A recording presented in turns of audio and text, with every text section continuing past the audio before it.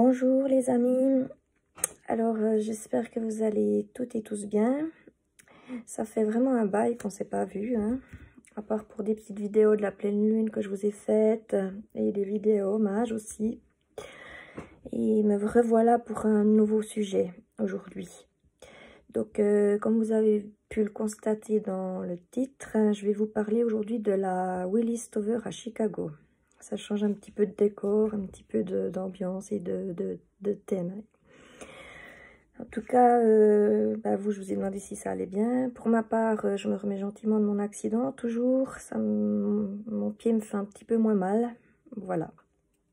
Donc, je suis sur la bonne voie, comme on dit. En plus, j'approche des vacances d'été. Je me réjouis, comme beaucoup d'entre moi, je pense aussi, qui se réjouissent beaucoup. Alors, comme d'habitude, pendant l'exposé, je ne me gênerai pas de boire un peu de thé, hein, ou de l'eau, ça dépend. Voilà. Donc, je vais décortiquer cet exposé sur la Willis Stover en 5 étapes. Et à chaque fois, je vous montrerai les titres que j'afficherai directement ici à l'écran. Voilà. Et je vous propose qu'on commence direct. Et comme d'habitude, pour la suite des sujets, c'est toujours dans le mois à venir. Ça peut être dans la semaine à venir, dans les 2 semaines à venir ou dans le mois à venir. Ça dépend de ma santé, de mon état et de mon temps libre, surtout aussi à cause de mon travail. Voilà. En tout cas, je suis très heureuse de vous revoir, entre guillemets, à travers cet exposé qui, vous verrez, est intéressant, très intéressant. Donc, juste une petite parenthèse, la Willis Stover, donc c'est la plus haute tour de Chicago. Je l'ai visitée lors de mes vacances à Chicago il y a 5 ans maintenant. Je suis allée 2 fois à Chicago, dont une fois où j'ai pu visiter la tour. Et je m'étais fait plaisir et j'avais acheté des maquettes. Donc, c'est cette tour ici. Donc, je l'ai une fois en noir. Voilà. La Willis Stover. Donc, je l'ai une fois en maquette noire. Elle est stylée, hein. Je vous fais une vue 360 de la tour, de la forme. Voilà. Avec un point de vue en haut qui s'appelle Skydeck. Mais je reviendrai sur le sujet dans l'exposé. Et je l'ai également ici en métal, couleur métal, mais en vrai elle est noire, vraiment. Hein. Voilà, donc la même tour, hein, si on compare les deux. Voilà, les mêmes maquettes, même design évidemment, puisqu'on nous parlons de la même tour, du même bâtiment. Voilà. Avec une belle petite signature Chicago, une belle petite gravure plutôt de Chicago. Voilà, je vous propose qu'on commence assez rapidement. Donc, je vous montrerai des photos au fur et à mesure de l'exposé, comme d'habitude. Donc, le premier thème, c'est Willis Stover, définition et construction de ce bâtiment, donc construction de la Willis Stover. Voilà. Donc, on commence comme ceci. Point 1. Voilà. Et bien sur ce, les amis, on y va. Alors, la Willis Stover, anciennement Sears Stover, en français Tour Willis, est un gratte-ciel américain situé à Chicago, dans l'État de l'Illinois, au 233 South Walker Drive, dans le secteur financier du Loop.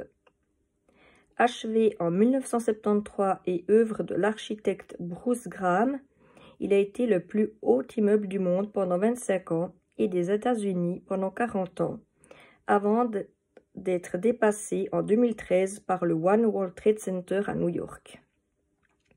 Il est à ce jour le 3e plus haut immeuble du continent américain et de l'hémisphère ouest. La Willis Stover définit la ligne d'horizon de Chicago. Dépassant l'ancien World Trade Center d'un peu plus de 24 mètres, c'était également le bâtiment le plus haut du monde, 442 mètres et 108 étages, 527 mètres avec ses antennes, entre 1973 et 1998 jusqu'à la construction des tours Petronas de Kuala Lumpur en Malaisie. Dans un sondage de 2005, les lecteurs du Chicago Tribune ont élu la Willis Stover comme l'une des 7 merveilles de Chicago, derrière le lac Michigan. le Wrigley Field et le métro de Chicago, mais devant la Water Tower, l'Université de Chicago et le Musée des sciences et de l'industrie. Chaque année, environ 1,7 million de personnes visitent le Skydeck au 103e étage, l'observatoire le plus haut des États-Unis, ce qui en fait l'une des attractions touristiques les plus populaires de Chicago. La structure abandonne son nom Sears Tower en 2009 et prend le nom de son occupant de l'époque, le Willis Group Holdings, courtier d'assurance basé à Londres. Cependant, beaucoup de gens refusent de l'appeler ainsi. En effet, plus de 90 000 personnes rejoignent le groupe People Against the Sears Towers Name Change. Littéralement, les gens sont contre le changement de nom de la Sears Tower. Le bâtiment servait de siège social à la société de vente au détail Sears, le plus important groupe de distribution aux États-Unis à cette période, le troisième aujourd'hui derrière Walmart et Home Depot. Depuis son ouverture en 1974 jusqu'en 1994. Cependant, les habitants de la région de Chicago se réfèrent toujours au bâtiment par son ancien nom. En 2015, le fonds d'investissement Blackstone Group rachète le gratte-ciel pour 1,3 milliard de dollars. En 2017, Blackstone a annoncé un lifting de 500 millions de dollars pour le bâtiment, qui comprendrait la construction d'un complexe commercial de 6 étages.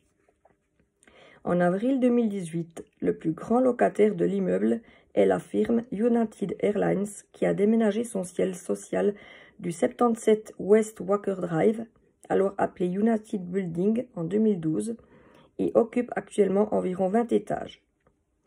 D'autres locataires importants incluent l'homonyme du bâtiment Willis Tower Watson et les deux cabinets d'avocats Schiff Hardin et Seyfarth Shaw. Morgan Stanley déménage son deuxième bureau dans l'immeuble en 2019 et devient son 4e locataire en importance en 2020. Donc il y aurait beaucoup de choses à dire donc, sur cette tour, mais bien sûr moi j'ai raccourci l'exposé, sinon ça ferait un exposé qui durerait 2-3 heures de temps. Voilà, je vais juste vous montrer une photo de la Willis Tower en construction. Donc presque terminé, voilà, c'est impressionnant. Donc là, tout est fini. Là, on voit que ça continue de grimper d'étages, de faire la fin de la structure. Impressionnant. Voilà. Donc maintenant, on va parler de l'historique du bâtiment. Alors, historique. Point 2, historique. Sûr, il faut faire un peu d'histoire. Planification et construction. En 1969, Sears Roebuck & Company était de loin l'entreprise de commerce de détail la plus importante au monde, avec environ 350 000 employés. Sears décide de réunir ses milliers d'employés éparpillés partout dans Chicago dans un seul édifice à l'ouest de la ville. La compagnie demande un espace de 279 000 m² et avec les prédictions d'agrandissement, les architectes de Skymore, Owings & Merrill savent que l'édifice deviendrait l'un des plus hauts gratte-ciel à bureaux au monde. Le cabinet a consulté les autorités locales et fédérales et la loi applicable, puis a proposé à Sears 2 options. L'île quartier de Goose Island, au nord-ouest du Loop, et une zone de 2 pâtés de maisons délimitées par Franklin Street à l'est, Jackson Boulevard au sud, Walker Drive à l'ouest et Adam Street au nord, avec Quincy Street qui traverse le centre d'est en ouest. Après sélection du second site, les permis de supprimer Quincy Street ont été obtenus. Les avocats du cabinet d'Arnstein, dirigé par Andrew Adsett, ont commencé à acheter les propriétés parcelle par parcelle. Sears a acheté 15 vieux bâtiments à 100 propriétaires et a payé 2,7 millions de dollars à la ville de Chicago pour la partie de Quincy Street absorbée par le projet. L'espace intérieur de la tour devait être suffisant pour accueillir tous les employés de Sears dès le début. De l'espace réservé à l'extension des activités de Sears serait loué à de petites firmes jusqu'à ce que la compagnie puisse en profiter. Comme il est plus facile de louer des espaces avec fenêtres, le ratio d'espace sans fenêtre par rapport à celui avec fenêtre devait être diminué à mesure que la hauteur de la tour progressait. Skidmore, Owings and Merrill prospère d'une tour d'une surface de 5000 m² par étage à la base. Construite au sol, suivant la forme la plus harmonique et la plus équilibrée qu'il soit, la Sears Tower, donc maintenant la Willis Tower, s'affine en montant vers le ciel et offre un profil unique sur chacune de ses façades.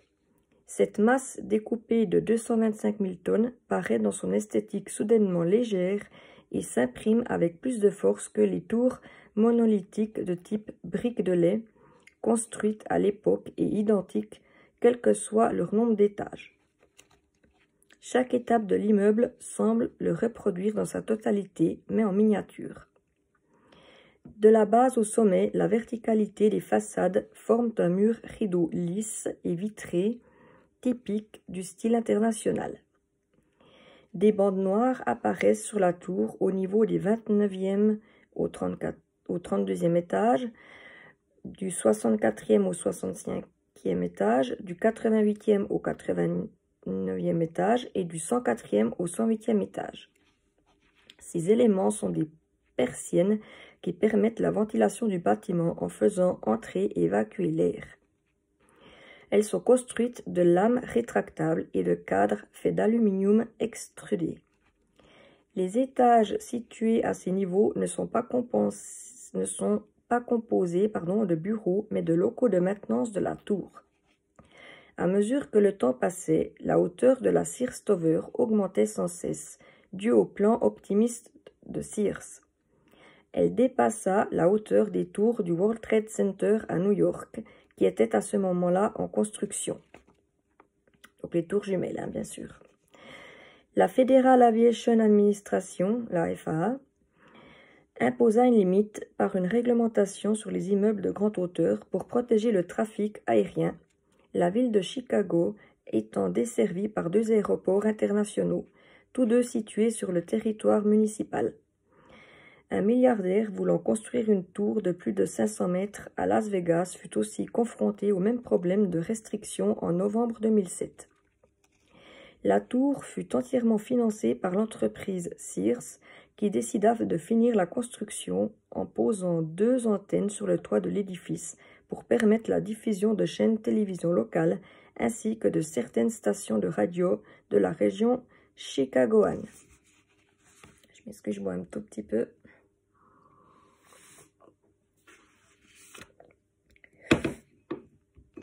Sears et la ville de Chicago ayant approuvé le projet, la construction débuta en avril 1970 et fut terminée en mai 1973. Au total, les coûts s'élevaient à 150 millions de dollars de l'époque, soit environ à 950 millions de dollars en 2005. En comparaison, la tour Tapaï 101 à Tapaï, construite en 2004, a coûté environ 1,64 milliard de dollars en 2005. Donc, une petite photo de la tour avec 6 autres gratte-ciel autour. Là, on va passer au point 3, après l'ouverture de la tour.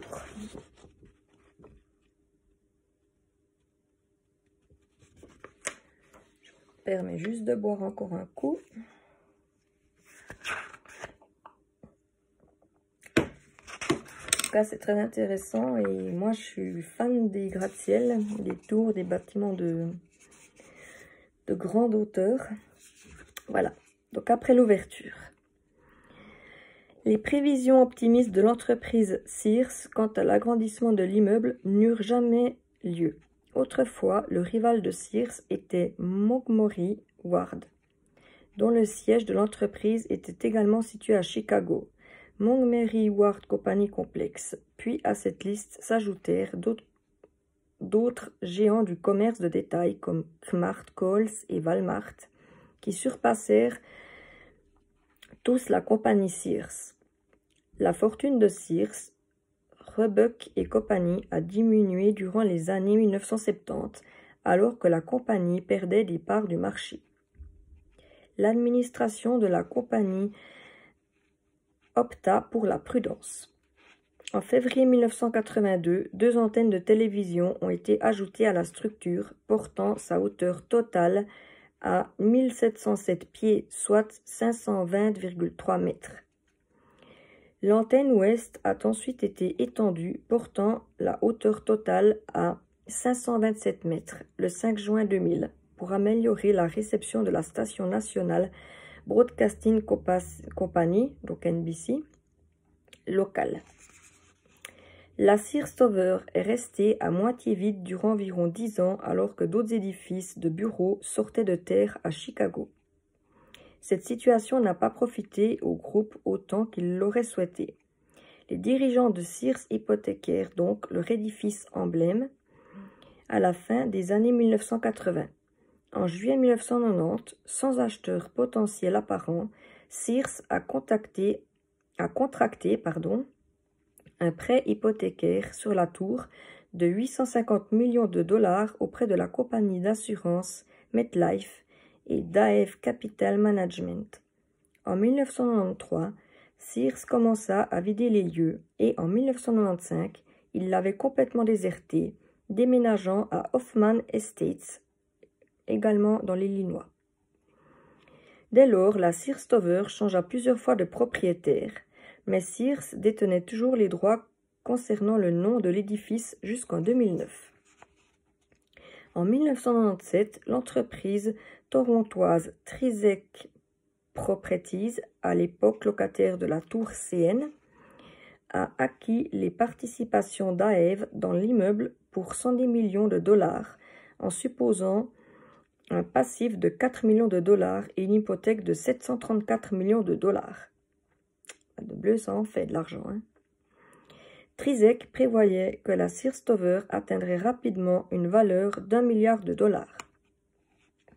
Ces projections n'ont pas été atteintes, la tour étant confrontée au même taux d'inoccupation et à d'autres problèmes qui existaient déjà à l'époque de Sears, bien que Trizek ait fait des efforts pour attirer de nouveaux locataires, mais les résultats étaient peu fructueux.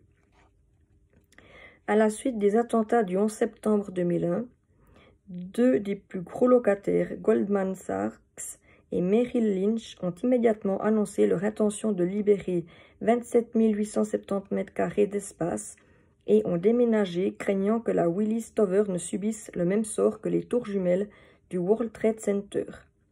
En 2003, Trizek Properties a vendu ses avoirs de la tour à MetLife pour 9 millions de dollars.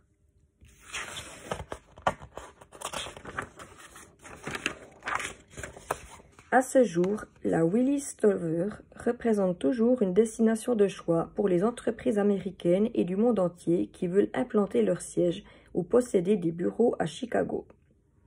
Plus de 100 entreprises y résident actuellement, incluant des firmes d'avocats importantes, des compagnies d'assurance et d'autres entreprises qui offrent divers services financiers. Point 4. Depuis les années 2000.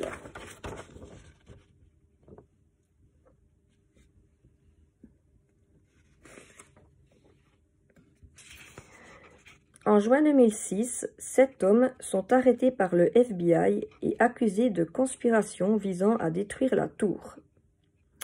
Le directeur adjoint du FBI, John S. Pistole, a décrit leur complot comme plus ambitieux qu'opérationnel. L'affaire a été portée devant les tribunaux en octobre 2007. Après 3 procès, 5 des suspects ont été condamnés et 2 acquittés. Le chef présumé du groupe, Narsil Baptiste, a été condamné à 13 ans et demi de prison. En réponse à la menace perçue d'une attaque, le plus gros locataire de l'immeuble à l'époque, Ernest et Young, a déménagé dans un gratte-ciel de Walker Drive dans la partie nord du Loop au début de 2009. En 2007, les propriétaires du bâtiment avaient envisagé des plans pour la construction d'un hôtel du côté nord de Jackson Boulevard, entre Walker Drive et Franklin Street, près de l'entrée de la plateforme d'observation, au début du parking souterrain de la tour. Selon les propriétaires de la tour, le deuxième bâtiment a été pris en compte dans la conception originale. Le plan a finalement été annulé car le zonage de la ville ne permettait pas la construction d'un bâtiment aussi haut à cet endroit. En mai 2020, de fortes pluies ont provoqué des inondations dans 3 sous-sols de la tour, coupant l'électricité du bâtiment. Les efforts de la ville ont empêché les eaux de la rivière Chicago de continuer de monter sur l'Overwalker Drive.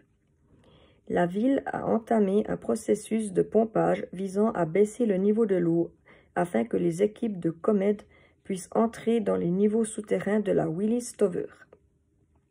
L'évacuation du gratte-ciel des employés a été décidée par les autorités municipales. La coupure d'électricité due à la fermeture de l'immeuble a entraîné l'interruption de nombreuses chaînes de télévision et de stations de radio. Cette inondation a causé plus de 110 millions de dollars de dégâts au gratte-ciel. Aïe, aïe, aïe. Donc là, il y a juste une photo panorama sur la ville de Chicago depuis la Willis Tower. Ça donne ça.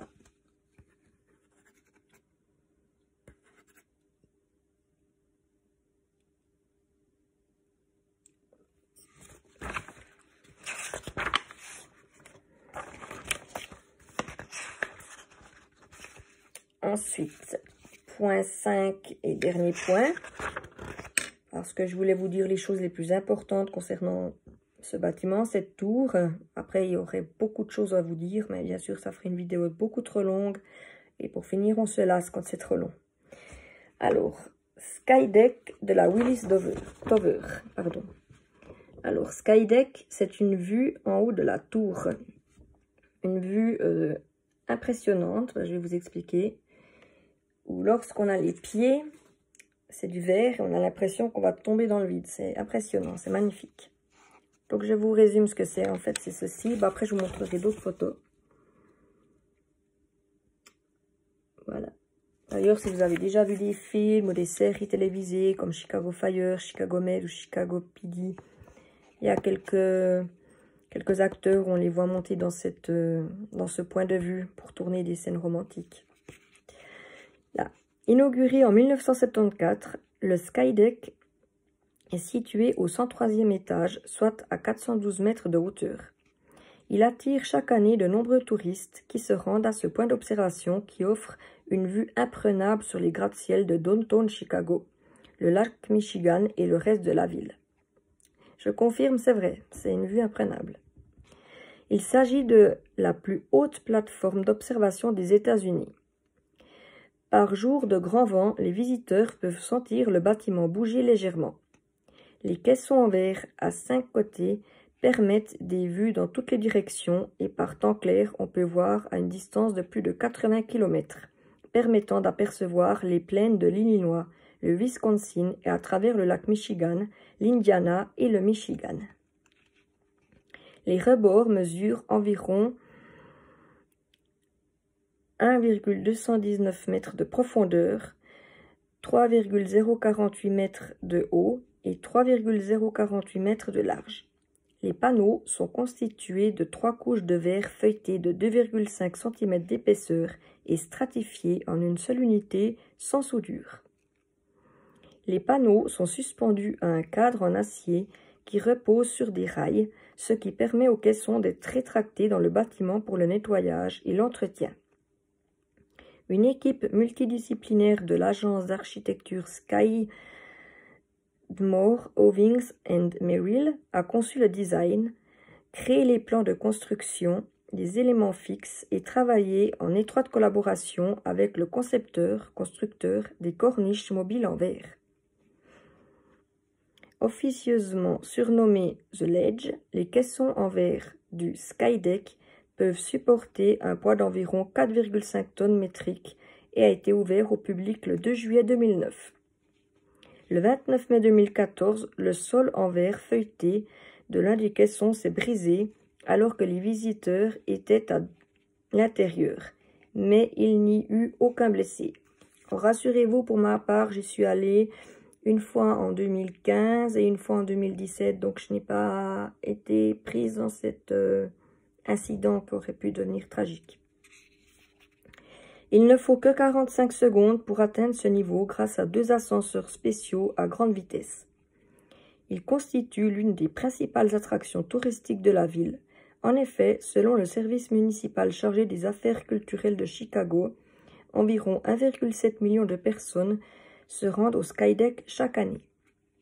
En janvier 2009, à la suite du rachat de la Willis Tower, les nouveaux propriétaires ont entrepris quelques travaux de rénovation et de modernisation du Skydeck par l'installation de balcons rétractables entièrement vitrés qui ont la particularité de se décoller de 120 cm de la façade vers l'extérieur, donnant l'impression aux visiteurs de plonger dans le vide. Ce qui est tout à fait vrai et incroyable. Alors, ce qui concerne la partie théorique, j'en ai terminé. Maintenant, je vais vous montrer quelques images. Aussi, voici l'entrée de la Willis Tower. Tout en bas, c'est comme ça.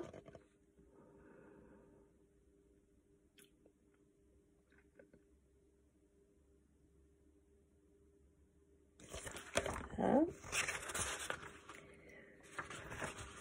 Ensuite, ben là, c'est le Skydeck vu d'en haut, les pieds dans le vide. Je ne sais pas si vous voyez bien, ça donne un peu bizarre, mais c'est depuis le Skydeck appuyé contre la vitre. Ce ne sont pas mes photos, hein.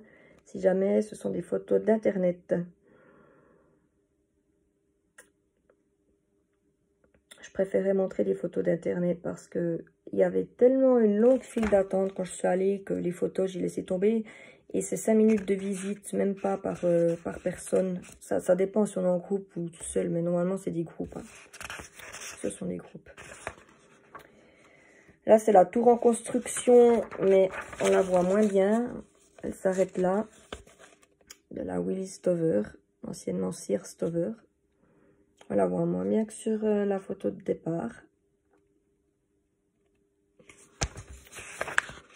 Et voilà. Ben, je vous ai tout dit sur cette tour. Donc, le sujet est déjà clos. Bien sûr, j'aurais pu vous dire encore plein de choses, mais après, ben, vous pouvez aussi aller vous renseigner sur Internet. C'est Willis Tower qui s'écrit comme ceci. Hein. Willis Tower, la tour Willis. Pour aller voir, par exemple, combien de tonnes le bâtiment est fait. Bon, les mètres, je vous l'ai dit, mais combien il a fallu telle tonne de matériaux, quelle tonne d'un autre matériel, un autre matériau, etc., etc. Il y a matériel, il y a plusieurs choses là-dedans. Bien, le nombre de carrelage, le nombre de tonnes de cattel, ouais, bref, ça n'en finit plus, quoi. Voilà, en tout cas, j'espère que le sujet vous a plu. Pour le prochain sujet, je voulais quand même vous le dire, je vais faire sur la nyctophobie. La nyctophobie, c'est la peur du noir. Alors, je sais, ça peut vous paraître peut-être bizarre, entre guillemets, mais ça ne concerne pas que les enfants. Malheureusement, certains adultes en souffrent. Ou alors en souffrent quand il y a une panique ou une urgence derrière et qu'il fait tout noir. Donc, c'est le prochain sujet qui va être créé par mes soins. Donc, je me réjouis de faire. Il est déjà en création. Je ne sais pas quand c'est que je vais le diffuser, par contre, mais je pense le plus rapidement possible, d'autant plus que maintenant, je vais quand même mieux, que j'ai les vacances qui vont arriver d'ici 15 jours, donc j'aurai un peu plus de temps pour vous, pour moi, enfin, pour mes vidéos YouTube, c'est pour vous aussi, hein. Et voilà. Et pour repartir aussi un petit peu en vacances. Voilà. En tout cas, pour vous aussi, j'espère que vous aurez un peu des vacances, que vous vous reposerez, que vous profiterez du soleil. Je pense qu'il y en a déjà beaucoup profité parce qu'on a eu de la chance avec le temps. Et j'espère que le sujet vous a vraiment plu, même s'il n'était pas très long, mais le principal a été dit. Vous avez même pu voir des maquettes de mes tours. En tout cas, pour ma part, moi, il m'a plu et j'en ai encore appris plus que lorsque j'ai été visiter. Vous savez que le casque sur les oreilles, bien qu'on peut mettre en n'importe quelle langue, même si je comprends presque parfaitement l'anglais, c'est toujours mieux encore de lire que des fois de la théorie qu'on entend jusqu'à travers un casque. Quand on est avec des gens, par exemple... on n'écoute pas forcément ce qui est dit dans le casque, mais on discute plutôt avec son voisin, enfin son proche ou son copain, sa copine, son ami, sa petite amie, enfin je vous épargne tous les détails, voilà, que d'écouter plutôt ce qui se passe dans les écouteurs même. Voilà, en tout cas j'espère que je vous revois bientôt et j'ai vu que j'avais eu 4 nouvelles abonnés, merci beaucoup à vous tous, vous êtes très gentils de vous être abonnés à ma chaîne, ça me touche beaucoup, vraiment, ça encourage de continuer. Et comme je vous avais dit que je voulais aussi faire des vidéos de gaming, là aussi, comme je vais mieux, ben, j'ai repris un peu les jeux vidéo. Donc, je filmerai des parties de jeux vidéo. Donc, ça fera davantage de vidéos sur ma chaîne YouTube. Alors, sur ce, les abonnés, je vous laisse. Les amis, les abonnés, c'est égal. C'est pareil pour moi. Vous êtes mes amis. Les amis de mes amis sont mes amis. Voilà. Je vous souhaite une bonne journée, une bonne soirée, une bonne nuit. Ça dépend à quelle heure de la journée vous regardez cette vidéo. Et je vous dis à bientôt. Gros bisous et merci de m'avoir écouté. Allez, à plus. Bye bye. Bisous, bisous.